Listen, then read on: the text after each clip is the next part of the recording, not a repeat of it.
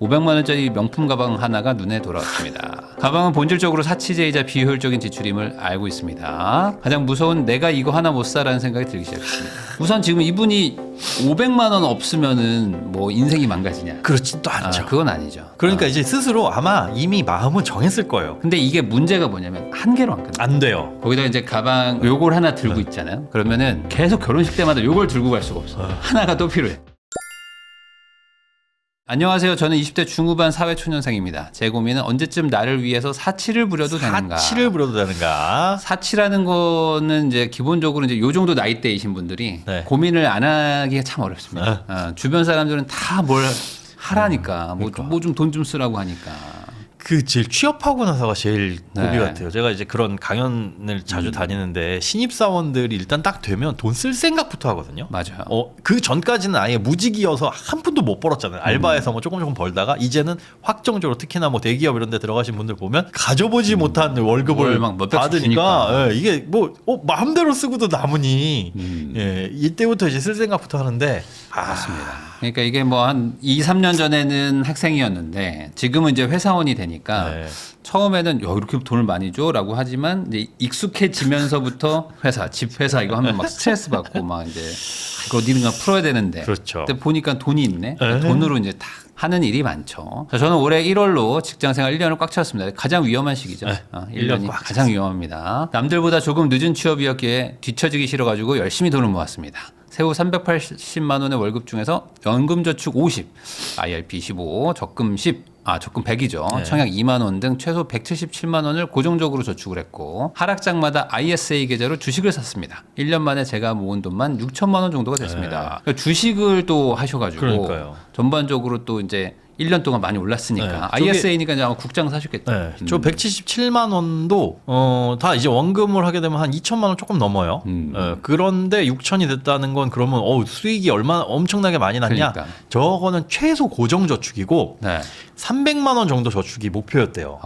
그래가지고 진짜 뭐 뒤에서 이제 소비 현황 나오겠지만 그렇게는 안 쓰고 진짜 이악 모았다. 물고 남는 돈 전부 다 이제 주식을 사 모았고 장도 좋았던 거죠. 그렇죠. 네. 고정비가 37만 원인데 용돈 60만 원 외에 남는 100만 원 가량은 경조사비로 쓰거나 ISA 자유적금 넣어가지고 다소 모호하게 지출하긴 했지만 지금 돌아보니 이 행방모를 지출이 가장 후회됩니다. 그래서 올해는 ISA 120, 연저펀 50, 금현물 100 등 매달 272만 원의 고정저축을 설정해 연내 반드시 자산 1억을 모으겠다고 다짐했습니다. 금현물? 금현물을 산다고요? 그런데 막상 계획을 세우고 나니 500만 원짜리 명품 가방 하나가 눈에 돌아왔습니다. 500짜리 못 사는 거 아니거든. 왜냐면 내가 작년에 번 돈이 한 2천 넘기 때문에 수익으로 이 정도 또 벌면 되잖아 라는 생각이 안 들 수가 없죠. 가방은 본질적으로 사치제이자 비효율적인 지출임을 알고 있습니다. 그런데 그렇지만 명품의 가격은 해가 갈수록 오른다는 시장의 논리와 주변의 보편적인 소비 행태를 보면서 나의 이 소비 통제가 언제까지 지속 가능할까라는 의문과 가장 무서운 내가 이거 하나 못 사라는 생각이 들기 시작했습니다.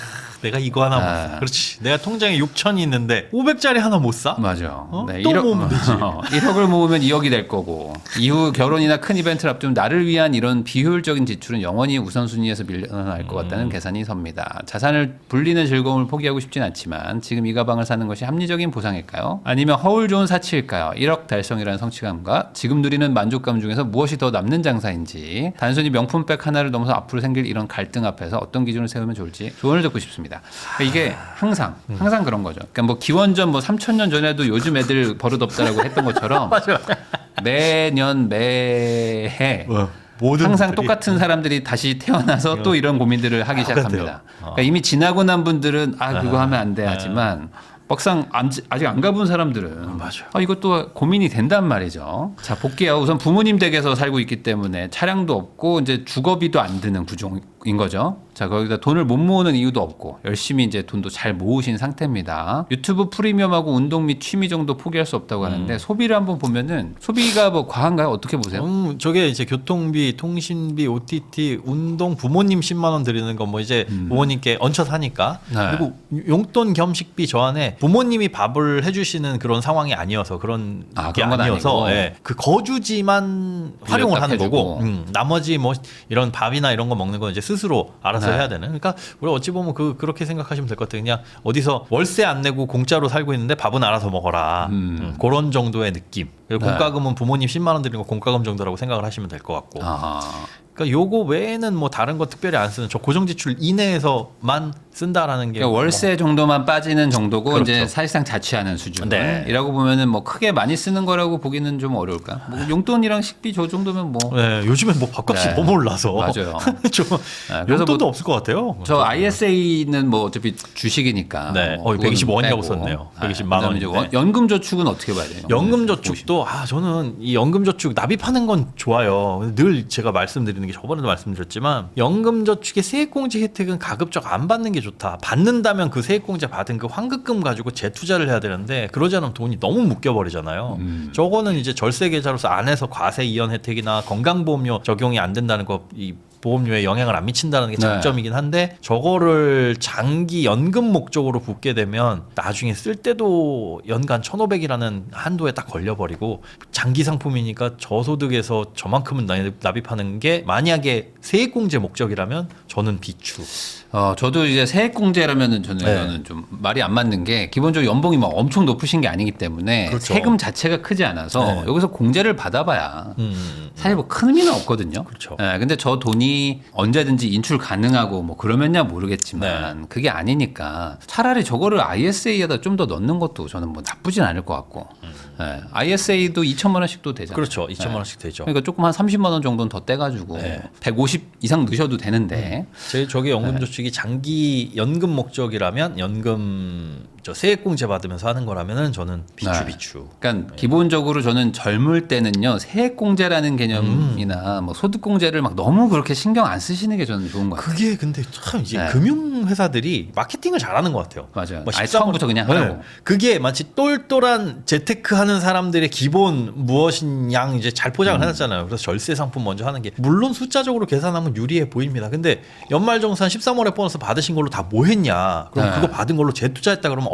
잘하셨네 하겠지만 다 그냥 먹고 쓰거든요. 네. 그러면 결국은 지금 내가 소득세 약간 절약해가지고 받은 돈 가지고 소비를 하는데 문제는 연금저축은 세금을 감면이 아니라 과세를 이연해 주는 거잖아요. 오케이, 지금은 세금 내지 마세요. 그거 잘 굴렸다가 나중에 늙으면 내세요라는 건데 그럼 결국은 지금은 뭐 받아가지고 다 닦아 써버리고 나중에 늙어가지고 그걸 내게 되면 늙은 나에게 부담을 그때는 소득도 더 줄어들었을 텐데 그게 말이 안 그러니까요. 되죠. 지금 이제 20대 중후반인데 그러면은 뭐 한 30년 넘게 뒤에 그때나 쓰는 거고 그 사이에 인생이 많이 바뀔 변수가 너무 많아요. 그렇죠. 지금 젊을 때는. 그러니까 젊을 때는 좀 단기로 뭐 한 2에서 3, 4년 정도 그 정도만 보고 무언가를 운영하시다가 뭐 들고 싶으면 나중에 드셔도 뭐 소득 높아지면 뭐 그때 하셔도 저는 뭐 나쁘지 않다고 봅니다. 자, 이분들 이제 자산을 한번 보면은 자산이 이제 6,474만 원. 네. 자, 예금이 2,500만 원. 예금도 많이 있으시네요. 금 이제 사기 시작하셨고 주식도 한 2천 정도. 저게 ISA 들어있는 거. 그러니까 주식이 조금 불어났다라고 네. 봐야 되고, 근데 기본은 이제 적금 위주로 하고 계시는 것 같고, 이제 뭐 일한 지 1년밖에 안 됐기 때문에 이 정도면은 훌륭한 거죠. 잘 모은 거죠. 연금저축도 이제 많이 넣으셨는데, 운- 요게 조금 너무 많다.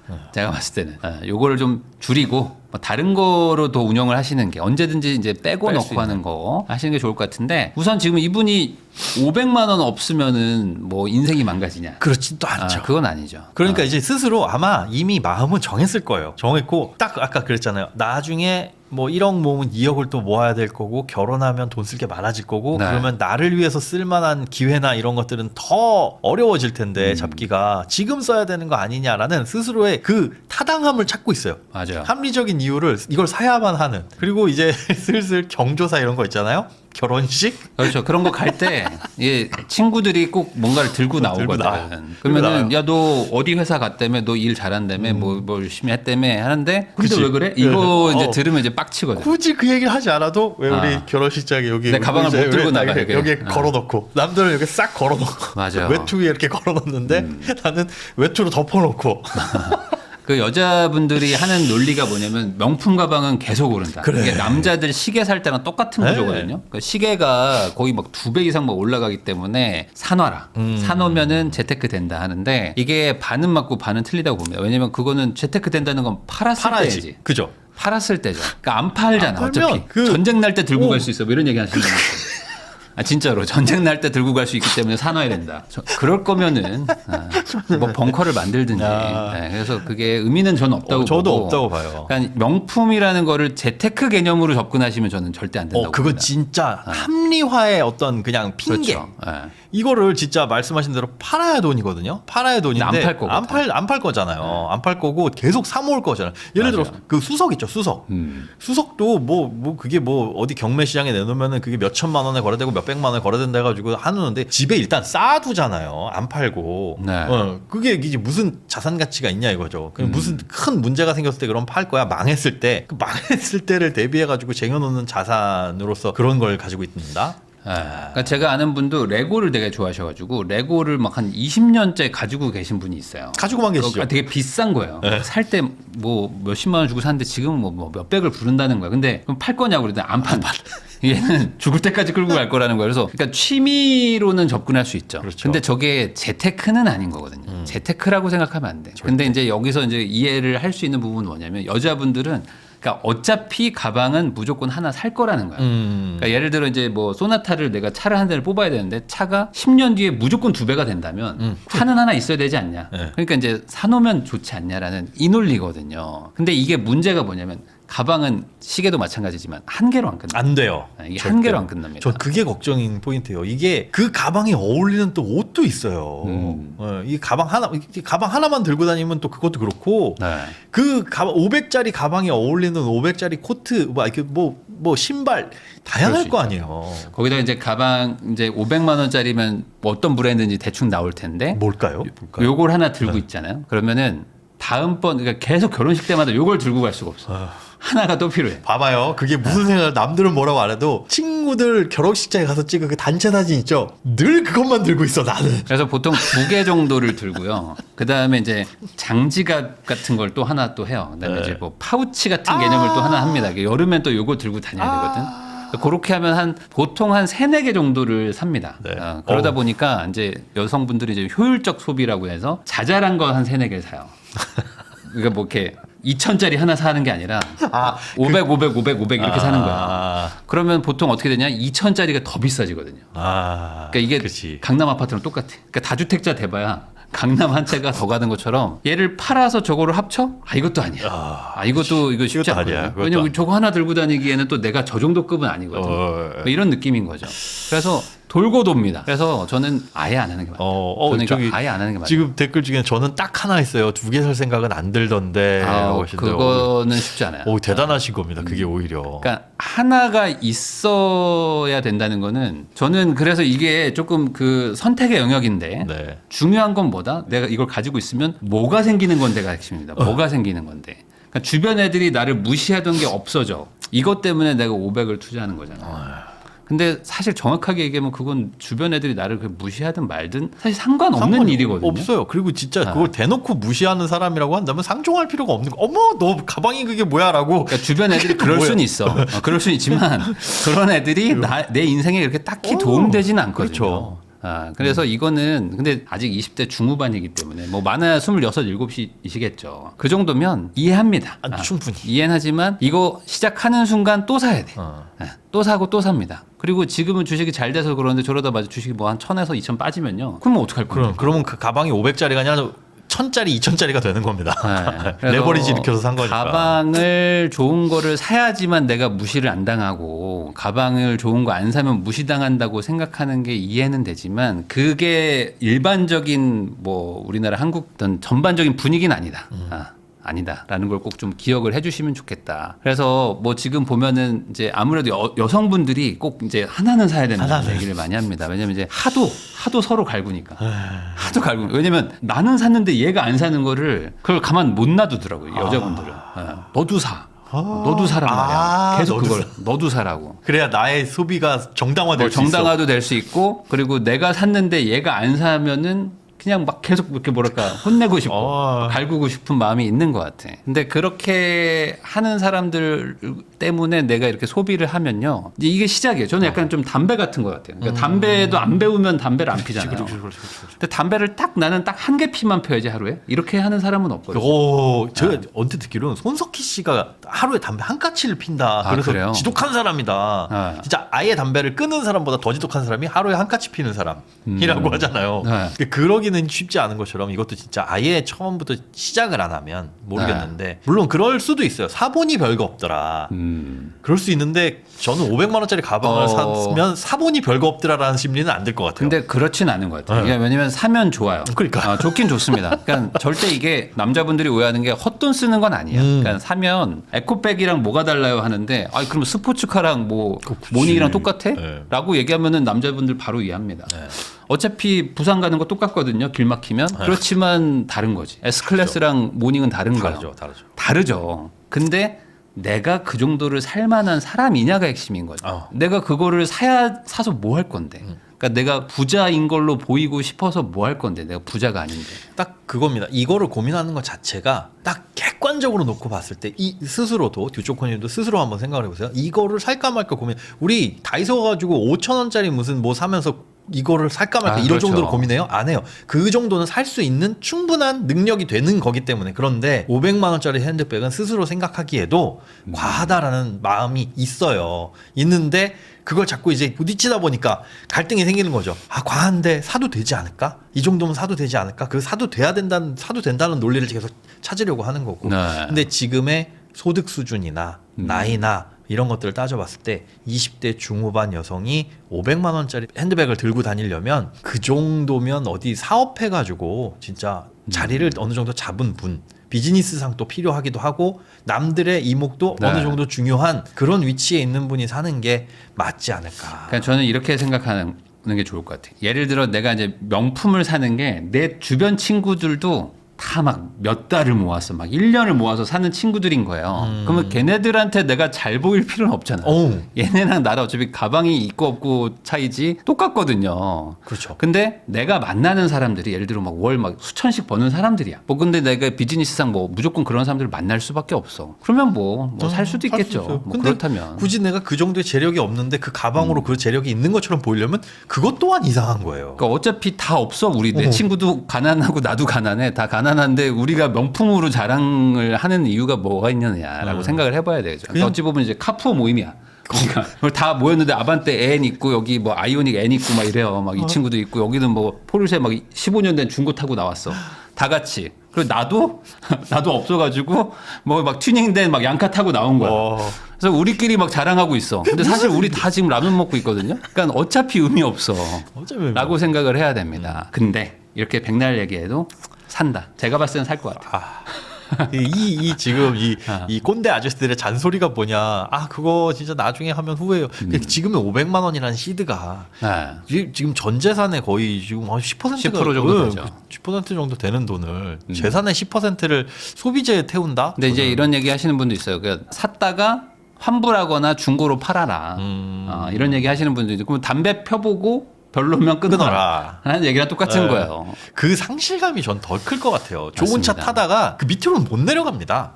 여러분들 방 2개짜리 집에 살다가 하나짜리 이사 가고 원룸으로 바꾸기는 어려운 것처럼 이미 눈높이가 이렇게 올라가가지고 얼마나 또 꼼꼼히 봐요. 그거 그렇게 비싼 거 사오면은 그 포장부터 시작해가지고 얼마나 아름답습니까.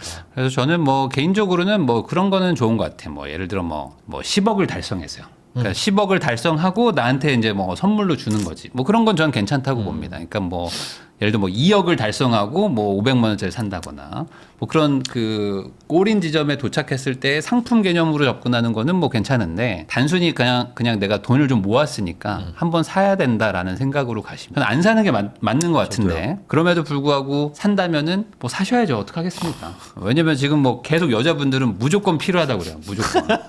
무조건 필요하다. 그러니까 서로 때리는 거야. 여기에 투표 기능 없나요? 그러니까 내가 얘를 어퍼컷을 때렸기 때문에 나도 훅을 때려줘야 되는 거거든요. 서로 지금.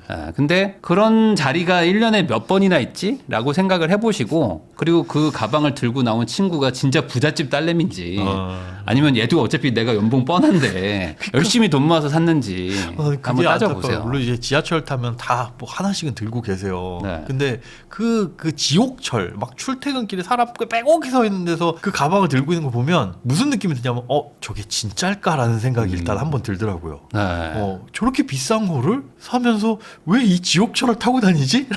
맞아요. 그것도 맞는 얘기입니다. 그리고 이제 이거의 본질은 뭐냐면은 그거 같아요. 그러니까 내가 돈을 왜 벌고 왜 벌어서 뭘 할 건지가 없는 거예요. 없어요. 목표 지점이 없어서 그런 거거든요. 그래서 저는 오히려 아까 제가 말한 대로 없으면 그냥 숫자도 저는 목표라고 보니까 우선은 뭐 2억 만들기. 그러니까 2억 만들고 그 다음에 500을 뭐 나한테 투자하는 건 뭐 괜찮잖아요. 그러니까 그런 식으로 하시는 건 좋다. 아니면 뭐 1억으로 만들고 1억 만들면 그때 500 쓰자. 그래요. 이렇게 하시든지. 그리고 진짜 지금 이 가방을 보신 지 얼마나 됐는지 모르겠는데 1억을 모았을 때 최대 얼마짜리를 사야지라고 정해놓고 그 안에서 한번 또 이거 100% 저는 이거 커뮤니티에 글 올리실 거라고. 저 1억 모으면 얼마짜리 사도 돼요. 뭐 이런 거 100% 있거든요. 왜냐면 남자분들 연봉 저 6천인데 무슨 차 타야 돼요? 이거 있잖아요. 그게 똑같은 진짜 거. 왜 나 그 지금 말씀해서 그런데 아니 아. 내가 무슨 차를 타야 돼요가 왜 연봉의 저기가 돼요? 그러니까 차가 필요하냐 안 하냐부터 이제 따져봐야 되고 부담 안 되는 거. 주행 거리나 이런 걸 따져가지고 연비 따지고 해야 되는 건데 이건 자산이 아닌데 네. 뭐 1억 정도 되면은 이 정도는 타야지라는 공식이 결국은 남의 눈이잖아요. 제일 중요한 건 합리화를 하면 안 안 되는데 돼요. 사치품은 사치품인 거고요. 이거는 그냥 부자들이 돈이 많을 때 그냥 내가 돈이 많다는 거를 자랑하기 어려우니까 그냥 이렇게 하나 들고 다니는 겁니다. 내가 최소한 이 정도는 됩니다라는 거죠. 그러니까 남자분들도 똑같거든요. 뭐 롤렉스 사잖아요. 네. 롤렉스 요즘 막 비싸거든요. 뭐 2천, 5천 막 1억도 가거든요. 근데 그냥 반팔에 반바지에 슬리퍼 신고 다녀. 그러면 이 사람이 부자인지 모르잖아요. 모르죠. 근데 여기 막 이렇게 금이 달려 있어 이렇게. 금통이 막 있는 거야. 그러면 최소 뭐 한 4, 5천, 6천 하거든요. 그럼 저 부장갑다 하는 거지. 이거를 막 2년, 3년 모아가지고 뭐 어떤 분들 막 시계 좋아하시는 분들은 3년을 모아가지고 그 연봉 막 6천인데 사요. 롤렉스를 막 삽니다. 그래서 이거 영롱하지 막 이쁘지 않나요? 하면서 막 이렇게 하거든요. 계속 이러고 있어. 막 겨울인데 계속 이러고 있거든요. 그러니까 그게 자기들 친구들한테서 먹혀요. 그러니까 그런 친구들한테 먹혀. 네. 진짜 멋지다, 부럽다. 근데 진짜 만약에 나 내가 한번만 차보자. 막 그러니까 내가 진짜 부자를 만났어. 그러면은 이거 풉니다. 풀어가지고 이제 주머니에 넣어놔. 왜냐면 저 형님은 저게 여러 개 있거든. 그러니까 우리들끼리 이제 도토리들끼리 뭐 싸우려고 하지 마시고 진짜 부자 되셔가지고 그 다음에 하세요. 그게 저는 훨씬 낫다고 보고 주변에서 나한테 가방 때문에 뭐라고 하는 그 동성 친구가 있다? 그러면 조금 거리를 두는 게 인생에 더 도움이 되더라. 그렇죠. 그럼에도 불구하고 사고 싶다면 어떻게 해야 될까? 살까요? 우선은 사도 되겠죠. 뭐 돈이 뭐 없는 건 아니고. 없는 건 아닌데 글쎄요. 샀다가 글쎄. 근데 이거 말리면 더 사고 싶거든요. 그렇죠. 네. 그렇죠. 다들 이제 안타까운 마음이실 거예요. 그거 사봐야 별거 없다. 그렇죠. 진짜. 근데 그런 경험도 한 번쯤은 해볼 필요는 있어요. 있죠. 저는 그래서 그렇거든요. 어른들이 이제 뭐 부모님들 이제 있잖아요. 자녀들 경제교육 어떻게 시켜야 되냐를 고민하시는 분들이 되게 많아요. 그러면서 해주는 게 애들 이름으로 주식계좌 터주고 뭐 주식 사주고. 근데 아니 본인들도 모르는 주식 투자를 애들한테 주식계좌 사가지고 만들어가지고 주식 사주면 뭘 알겠느냐. 그냥 애들한테 필요한 경제교육은 용돈을 주기적으로 주고 그 돈 모아가지고 이런 경험 빨리 하게 만들어줘라. 애들 뭐 게임기 사고 싶어요, 뭐 사고 싶어요 하는데 엄마 아빠 눈에 보기에는 그거 하등에도 쓸모없는 거잖아요. 사봐야 너 그거 몇만 갖고 놀아. 근데 지 돈 모아가지고 진짜 한 달, 두 달 열심히 돈 모아서 비싼 거 몇만 원짜리 뭘 샀어요. 사보니 야 이거 별거 없더라라는 그 허탈감이나 아니면 이게 이렇게 해보니까 되게 모아서 사니까 만족감이 되네, 성취감이 되네. 그 감정을 어려서 빨리 느껴야지 나중에 가가지고 이 정도의 여유가 됐을 때 5만 원으로 끝낼 수 있는 걸 500만 원으로 그 감정을 느끼는 게 처음이라면 저는 그래서 아이들의 경제교육이나 이게 제일 중요한 건 그거라고 생각을 합니다. 네, 뭐 마지막 조언으로 저는 만약에 사고 싶다면 지금 6,474만 원이니까 순자산 딱 1억 만들고 네. 올해 또 열심히 하시면 뭐 연말쯤에 되지 않겠어요? 충분히 뭐 그 정도 되겠죠? 작년 한 해 동안 모은 게 이 정도니까. 그러니까 올해 1억 딱 만들고 그때 딱 사자. 만들고. 지금 사지 말고. 예, 그렇게 좀 목표를 좀 정해놔야 됩니다. 안 그러면은 이번에 사고 나서 또 돈 모이면 또 사고 싶어지니까. 그리고 그 1억을 모으고 그 가방 사는 것도 좋지만 1억을 모은 다음에 그걸 시드로 굴려서 뭐 할지를 아. 계속 공부를 하셔야 됩니다. 안 그러면 또 현타 맞아요. 와서 제가 봤을 땐 지금 오히려 지금 뭐 남자친구나 이렇게 좀 이렇게 이성 친구를 빨리 만드셔가지고 그래가지고 좀 이렇게 미래에 대해서 좀 나름 그 변수를 좀 줄여가는 이런 것들도 좀 필요할 것 같아요. 그러니까 지금 뭔가 돈은 있고 인생에 재미가 없어 지금. 인생에 재미가 없잖아요. 일만 하고 계시니까. 그런 것들처럼 좀 한번 정리하셔서 저는 단기 목표 한번 잡아서 투자하셨으면 좋겠다라는 말씀으로 정리하겠습니다.